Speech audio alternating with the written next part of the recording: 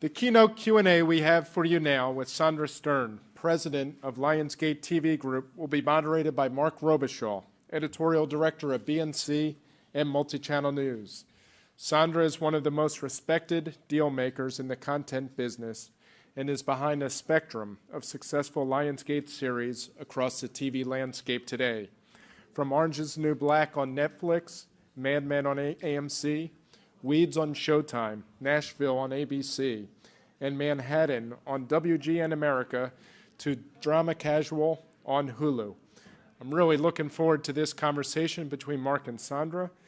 Sandra's innovation approach to production, distribution, and digital media strategies in the OTT era. Please welcome Mark and his special guest, Sandra.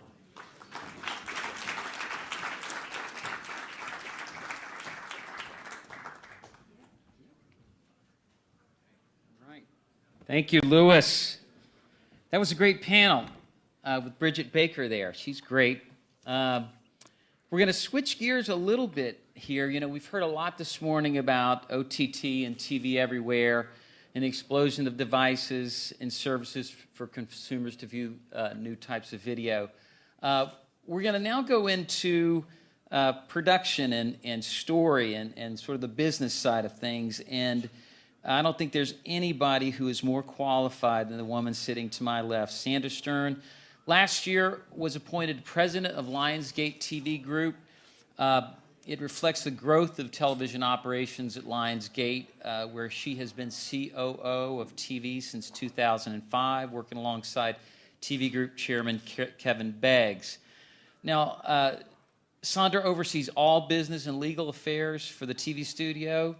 And she has the reins behind all the distribution options for programming in this multi-platform area. As Louis just pointed out, they've got their finger in everything. Netflix's Orange is the New Black, E's the Royals, WGN America's Manhattan, Nashville on ABC, and a new high-profile series headed for Hulu, Casual. Greenleaf is going to OWN, and a show called Graves is going to Epix. There's not too much they haven't done. Just indulge me a little bit because I want you to really get a feel for the grasp of this place. Sandra continues a growth trajectory that has taken the TV group from $8 million in revenue in 2000 to nearly $600 million last year. She has been instrumental in forging all of these new relationships. And during her tenure working alongside Mr. Beggs, Lionsgate has built a roster of more than 30 shows on 20 different networks. Welcome, Sandra. Sounds impressive. It does. It is impressive. I'd like to start broad, and then we'll dig deeper. Okay. Okay? Let's talk a little bit about what's happened in the news recently. Liberty Global Chairman John Malone and Discovery just took a small stake in the Lionsgate. Big vote of confidence from a veteran deal maker. What does that mean for the company? Well, on the the larger arena, it means that Mr. Malone has joined our board. We've got a real titan in the business working with us and helping us with strategy. It's a great vote of confidence that he's taken that kind of financial investment. So that's the the bigger picture. From where I sit on the TV side, it's an opportunity. Discovery is now a preferred partner, which means that we think about them when we go out into the marketplace. Discovery has not much been in the scripted business. I think it's a business that they have been wanting to get into. We had developed with them about 2 years ago. Unsuccessfully, they decided not to go forward with a scripted show. But we liked them. We found a real rapport. My old friend Mark Raboff has gone over there, who is a real TV guy, a real scripted guy. And we think that as a preferred partner, we can hopefully find some opportunities together. For growth. Yeah. And you guys can't seem to stay out of the news. Lionsgate making a major move into unscripted just recently. You bought a big ownership stake in Craig Piligian's Pilgrim Studios, one of the most sought-after independent production companies in the space.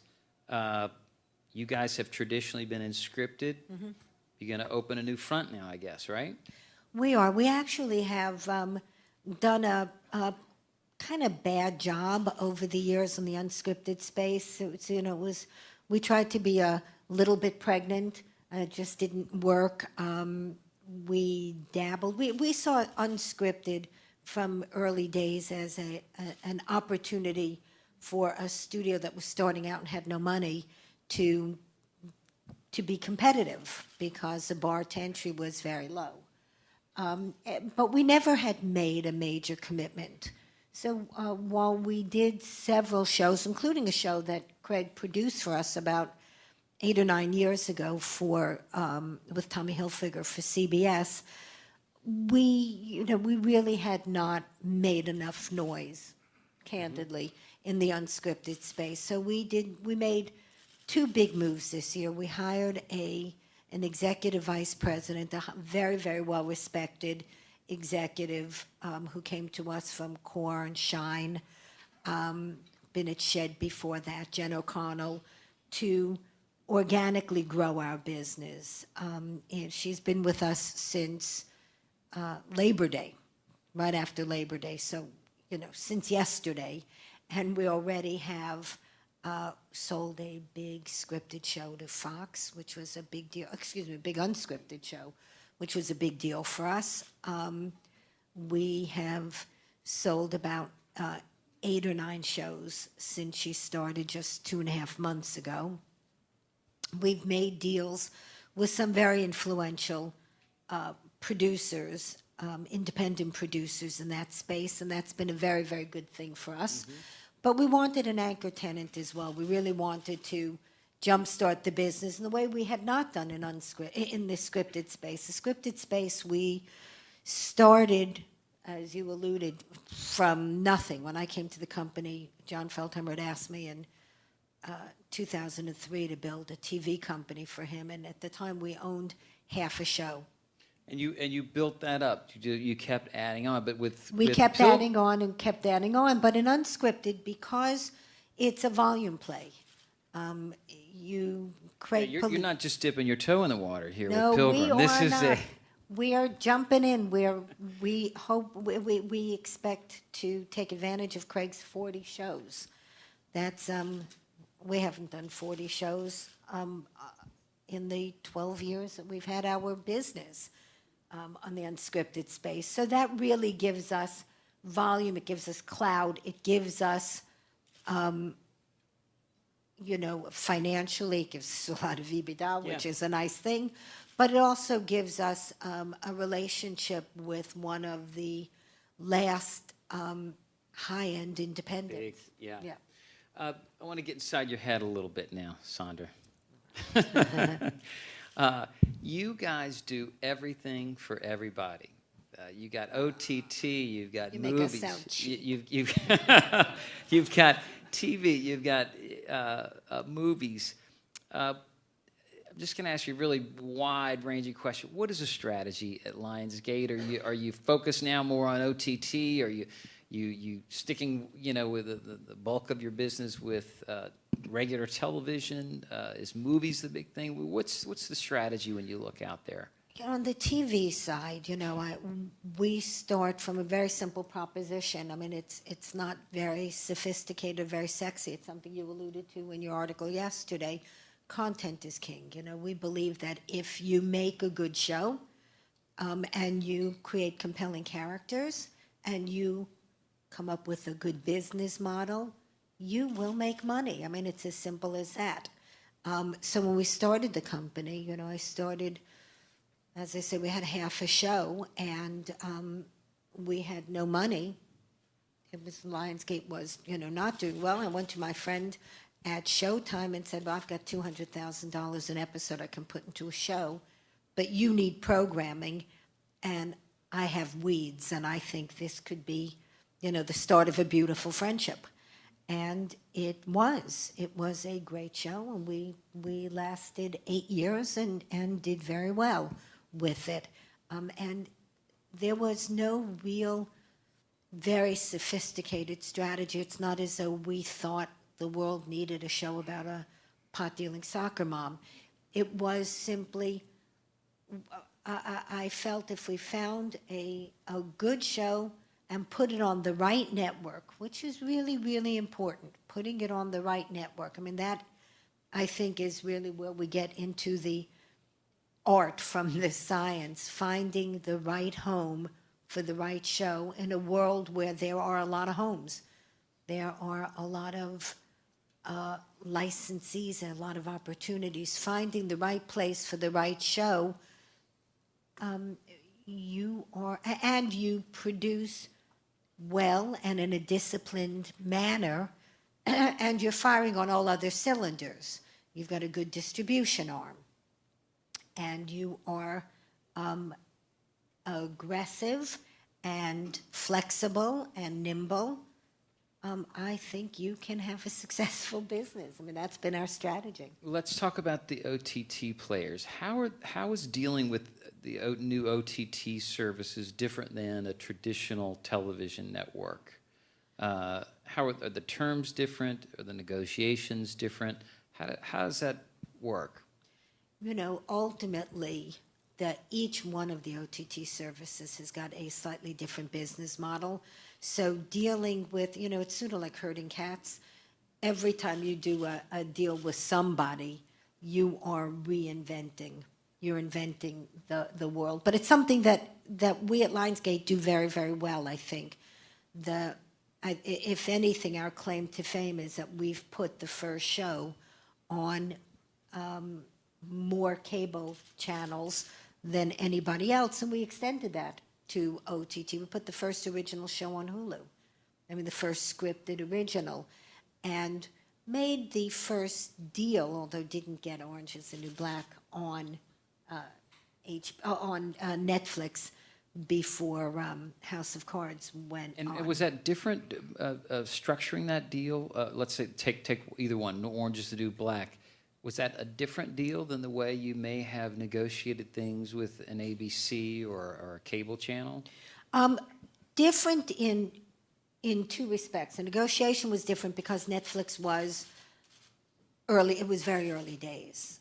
The deal that we made when I put Orange is the New Black on the air is not the deal that we have right now, nor is it the deal that we've negotiated for our next show up. Same thing with Hulu. We put Deadbeat on Hulu. It was their first original show. That deal looks very, very different from the How deal. so? What do you mean? Without getting into the... Well, when we first, Netflix is a good example, when we first made the deal for Orange is the New Black, and we sort of kind of banged around with it. Cindy Holland and I just kind of made it up because it was very early days. But at that time, they were distributed in the U.S. and Canada. They didn't have any, they may have had aspirations, but they didn't have capability outside those two territories. And so that original deal covered the U.S. and Canada. Very shortly afterwards, they looked at their expansion mode. They identified the countries they expected to go into, or they planned to go into in the immediate future. We made a deal it was just strictly a license, to license those territories. They then went, at the time, I think it was Latin America, the UK, and Scandinavia. They then pushed into Germany and France, and we licensed those territories. At this point, if one believes Reed Hastings, they expect to be everywhere in the world in 2017. So the deals that we're making now with them are global deals. They are taking all international rights. And that's one big difference with the networks here in the U.S., obviously. Yes, the networks are domestic plays. The cablers, by and large, are domestic. Some take Canada, some may have an outpost in a territory or two, but by and large they're domestic, and our international team handles the distribution. And that is a big deal. That makes a big difference because, as with everything, as a salesman, you are as good as the shows that you're selling. If the cream is skimmed off because the licensee it has those rights, that's something that the international folks don't have in their arsenal. But just as a basis of comparison, the deal that we made with Hulu for casual, on the surface looks not unlike a deal that I might make with an AMC or a ABC. They have almost exclusively domestic rights. They are paying a license fee. We control international. We control home video, and all that money comes back to you. Yes, we own the show. It's our show. Now, we own our shows on Netflix, but they simply take more rights. And from an economic standpoint, the more rights somebody takes, the more they're going to pay for. So Netflix is paying a very, very high license fee. But on the other hand, because they have so much of our distribution, that license fee is pretty much the cap on how much revenue we're going to make. Go ahead. But just going back to Hulu and casual, when we did Deadbeat, Hulu did not have a license fee model. They didn't, it was the first show that they were putting on the air. They weren't quite sure how much of a risk that they wanted to take, and it was a rev share. We were the only people doing deals with Hulu because we were the only folks who were willing to be flexible enough to find a model that worked for them and that worked for us. And I think that's really what defines us, Lionsgate, as a studio. I think it's a reason why we have been the studio that put the first show on AMC and on Stars and on E, the first scripted show, because we have been willing to be flexible to hear what our partners need, what the networks need. In terms of the business model. In terms of business model, in terms of rights, this is a time of great flux for everybody. The TV landscape is changing rapidly. You said to me the other day, and I thought it was a really good point, that there have been more changes in the past 2 years in television than in the prior 20. And I might say that, more changes than in the prior 50. The world is changing, rapidly. People's viewing habits are changing, and the networks, the cablers, have to be able to find those audiences where they are and appeal to them in the way that they want to watch television. And the trick today for us, for studios, is to figure out how to work with the networks, allow them to find their audiences, allow them to let their audiences binge, because that's the way people want to watch television, or at least a lot of people, and still keep enough rights behind that we can monetize as well. It really requires a lot more willingness to share, to say that, maybe 70% of something is worth more than 100% of nothing. Mm-hmm. Sandra, take us through the life cycle of a show nowadays. I mean, just pick a show out of the hat and let's take it from start to finish and how the rights get thrown out there. And by the way, you guys turned down Mad Men at first, right? Yes, we did. We did turn it down. First, tell me the Mad Men story, then let's talk about life cycle of the show. The Mad Men story is it's a great story about second chances and happy endings. I mean, everybody had turned down that script. But I also think it underscores just how unpredictable reading a script can be. You just have no idea. Go ahead. Well, what it underscores is that nobody knows anything. That's really the truth. Yeah. Everybody says, oh my God, what's your strategy? Nobody knows. So I read that Mad Men script, and it was a beautiful script. It was fantastic. It was a great script, and I turned it down, and it was a hard decision to turn it down. But there was, it was a period show with thoroughly unlikable characters. Men behaving badly in an industry, in the advertising industry, that nobody really knows anything about. Like, why is anybody going to care about that show? And ultimately, I turned it down because I had done a show some years before that I thought was going to be absolutely fantastic with Darren Star, and it was a beautiful show and just didn't succeed because it was about guys behaving badly in a world that people didn't know that much about. So Wall Street, right? Wall Street, yeah. So I figured, all right, maybe you learn from your mistakes and don't make the same mistake twice. So I passed on the script. And ultimately, AMC produced it themselves, but they weren't going to produce a series. They needed a studio.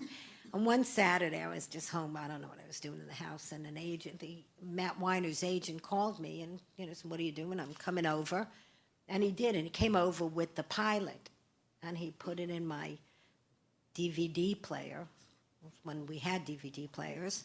And I looked at that pilot. I said, God help me. I can't live without that show.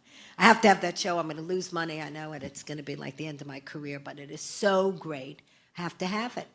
And I went to New York the next day and met Matt Weiner, and it was the best pilot, I think, maybe the best pilot I'd ever seen. And sometimes you just take a shot. But I remember negotiating the deal with AMC. It was their first original deal, and I remember saying to a guy who's no longer there, but not for that reason, I hope. This is, a big gamble on our part, and I'm just not going to. I'm not going to invest a lot of money. A series is a commitment. What did you tell me earlier? A series is like what I said to you, I said a movie is a one-night stand, and a series is a marriage. You need to be able to, stay in for the long haul. And I didn't know if people would stay in for the long haul, but I was compelled. I couldn't turn my eyes away from these characters. And I thought, well, maybe other people are going to feel the same. And we negotiated actually I've never made a deal with them like that again, ever since. But it turned out well for everybody. And every once in a while, you get a second chance, and every once in a while you have a chance to, to get it right. But, we were talking a little earlier about, what makes you decide to take a show, to do this show rather than that show. What goes into that decision. And again, there's no science. It's really ultimately, it's like, is there that magic factor? Is there something compelling? Is it well done? Well, TV is so derivative now, right? When Friends came out, everybody wanted to do a Friends show. Everybody wanted to do a Friends show, and most of them failed because there's nothing so, I don't know about your friends, but my friends aren't all that interesting. I'd expect people to watch them forever. There was something magical about that group of people and Bright Kaufman Crane and the stories that those guys were telling. There was a magic. There was that secret sauce that you can't duplicate. There's something that's compelling. I often look at Orange is the New Black, and I think in the hands of somebody other than Genji Cohen, you come in and say, hey, I want to do a show about women in prison. I mean, you could be doing Oz, you could be doing Caged Heat, or you could be doing a really compelling personal story, which is the story that Genji is telling. There is the magic of her talent, her vision, what she's done with the material, and ultimately it's trust and a belief that there's something there. They're going to do some. Sandra, take us quickly through the life cycle of a show, and the rights and how that gets divvied up. How has that changed? And I just personally like to hear what happens to a show now in 2015. Hopefully it stays on the air if it's one of mine. What's a home run for you? A home run. In the old days, a home run was a network sitcom. Okay. 2.5 Men is a home run. Why? Because the life cycle of a network show, particularly a sitcom, allows you to tick every box. You are getting a license fee from the network. That license fee doesn't come close to covering your show, so you're taking a big risk. With big risk comes, if you don't fall flat on your face, big rewards, if it succeeds. So by the 5th season, if you're on the air for 5 seasons, network is covering your costs, they're paying you back for your deficit, and you are in pure profit. But along the way, you're selling that show internationally for really good money. You're putting it on home video. You're making a license to Hulu or Amazon or Netflix. And then you have a syndication sale. So you are making... You're squeezing every last drop out of the bar rail. Yeah. A show, a great network sitcom is $1 billion proposition. $1 billion. That's a home run. In my world, a home run is a little smaller than that. We have not... The sitcoms that we have done were in an unusual model that we invented that we called the 1090 for no good reason except we do 10 shows, and then if they work, we do another 90. It's a very unusual model. But a typical life cycle for a home run is a network show, and the reason it's a network show is that when you're doing network, international is free and available, right? So I'll give you an example, Nashville. A producer came in to us with the concept of doing something based in the world of country music. He had a deal with Gaylord, who owns the Grand Ole Opry and is, the force in country music. We attached a writer, Callie Corey, who had won an Oscar for Thelma and Louise and who lived in Nashville, and attached her husband as our music guy overseeing the music, T-Bone Burnett, arguably the most prolific and successful music producer in that world. We took it to ABC because it felt like the right place. ABC has a more female audience. They like primarily serialized programming. ABC felt like the right home. It was where we wanted that show. We felt that at ABC it had the best shot of finding an audience, retaining an audience, the best shot at getting successful. Immediately after the series was ordered, we went out and licensed it internationally. So the international, because we own the show. Now, they did, because it is the nature of the world today, come in when they decided they liked the show. They did say, we'll put the show on the air, but we want half your lunch. So they're now our partners. So really every negotiation is different. Every negotiation is different. What is fairly unique is everybody wants to be your partner. And one of the reasons we have been so successful is because generally we say yes, and a lot of the big studios say no. I don't mind partners. I'd rather not have them, but I don't mind them. Sandra, we got just a couple minutes here.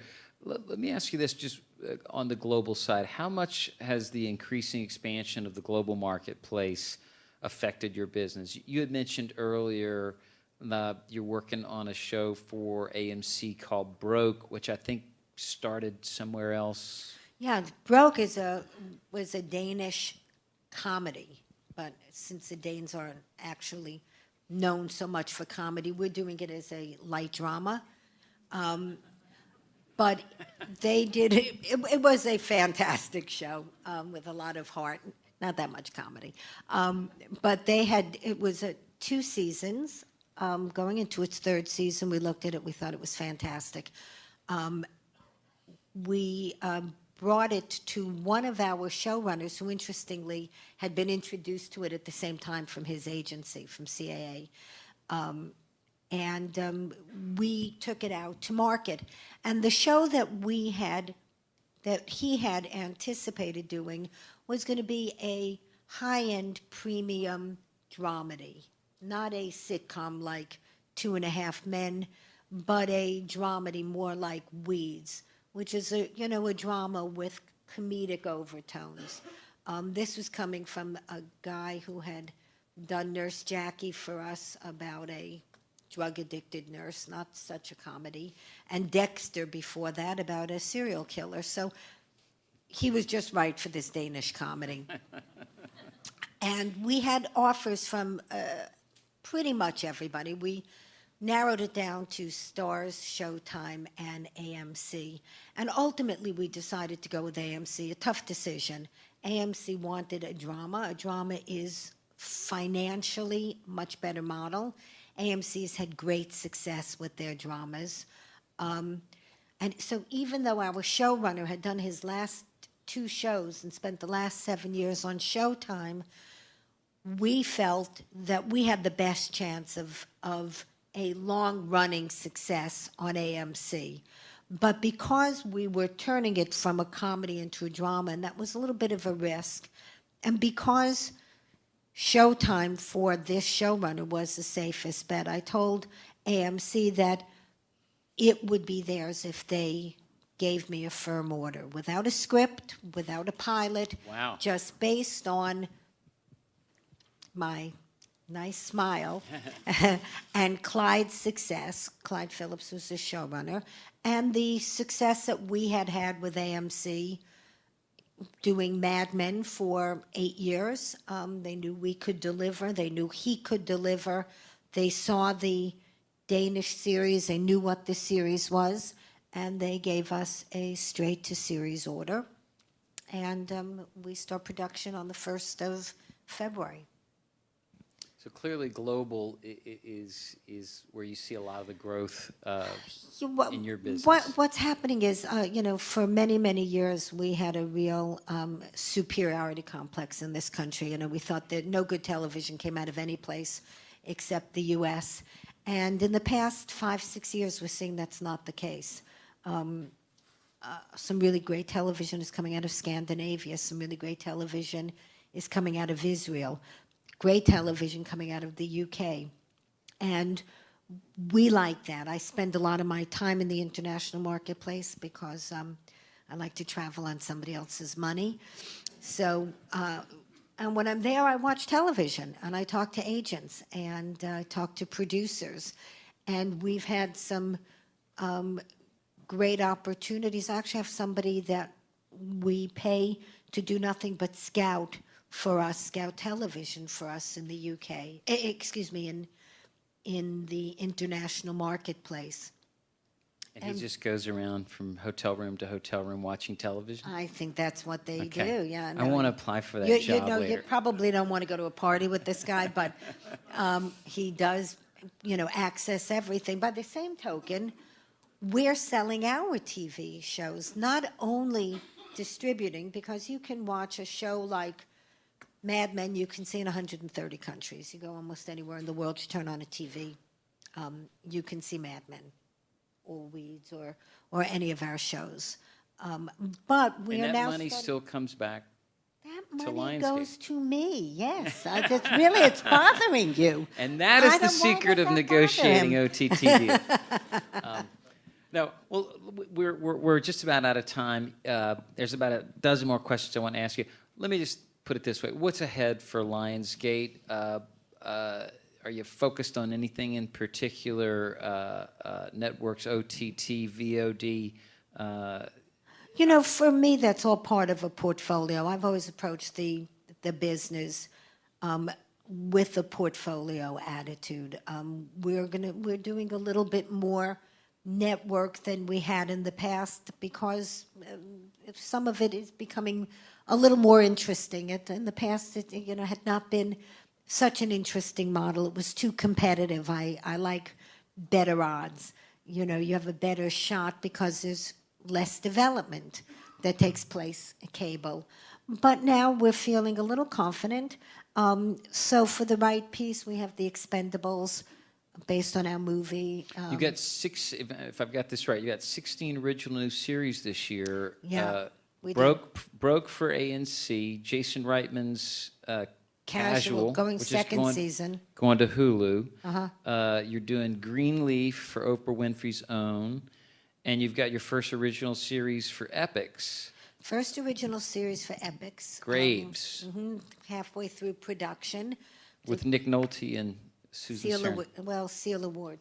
Okay. Yeah.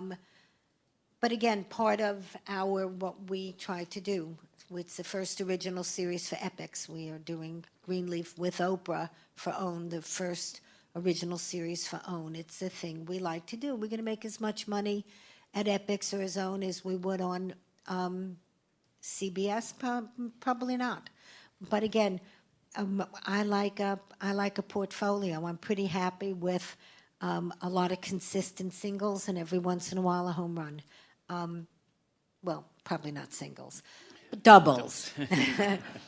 But what we're really looking to do right now is to expand. Our board is feeling very bullish on television. Mr. Malone is bullish on television, and we're looking to, to double down. Right now, television represents about 20% of Lionsgate overall. We'd like to increase that. We'd like to bring in the next few years, go from 600 million to $1 billion. We'd like to do more television. We're still in the content business. For us, Lionsgate may be one of the last pure content plays in the business. I believe if you control, particularly with the proliferation of networks, networks, there are guys who do that business really well. We own part of Epix. We own part of Pop. There are guys who do that really well, and they know how to make money out of that business. I know how to make money out of making television, which for me is a lot more fun. I love to make television. And I feel if you own the content, particularly with all of those buyers out there, you're going to make out okay. You'll do all right. Sandra, one last question. With all the content going to these OTT players, and the big debate in the TV industry right now is with cord cutting and younger viewers going to OTT. Do you see as the OTT players such as Netflix and Hulu and others get and buy more original programming, does that increase the odds that there will be more cord cutters? Is that become more of a threat for the traditional players once the newer players get some of this more higher quality content? I think you're agnostic. You'll sell to anybody. Well, I'm agnostic, and I actually think that there is a place in the landscape for my sister watches broadcast television. That's what she likes. My nephew doesn't own a television. He watches everything online. There are a lot of people in this country and a lot of viewing habits, and I think there's room for all of those models. I really don't think things are going to get swallowed up for the same reason that when I go out, I've got 2 shows at Netflix, I've got 4 shows at Hulu, but of the 4 shows at Hulu, 3 wouldn't likely live anywhere but in a young OTT environment. They are very young, and they're very non-traditional. So I think that there is room for a lot of players. I think this is a great time when a lot of people say this is a golden age of television, and I don't know what they mean by that, but I do know what I mean when I say that. It's an age where there is a lot of diversity. Whatever it is you are looking for, you likely can find in any way you want to watch it. And that's for somebody like me who is, wants what I want when I want it. That is a great environment. Folks, please help me thank Sandra Stern.